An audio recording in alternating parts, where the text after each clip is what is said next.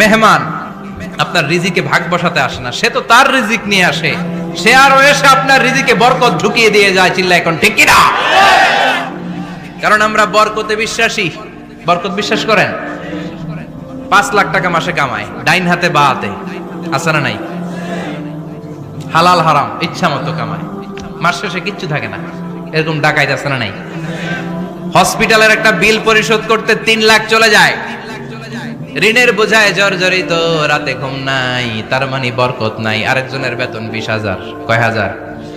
বাড়ি ভাড়া 6,000, বাজার খরচ 6,000, ছেলে মেয়ের স্কুলের বেতন 6,000, বেড়ায় দান করে আরো 1,000, আরো থাকে। সুবহানাল্লাহ পড়েন। দিস ইজ কল্ড বারাকা। 20,000 বেতনের ভেতরে বারাকা ছিল। 5 লক্ষ ইনকাম, 1 টাকাও নাই, ঠিক কিনা? এজন্য কোটি টাকার মালিক দেখলে মনে করবেন না অনেক সুখ।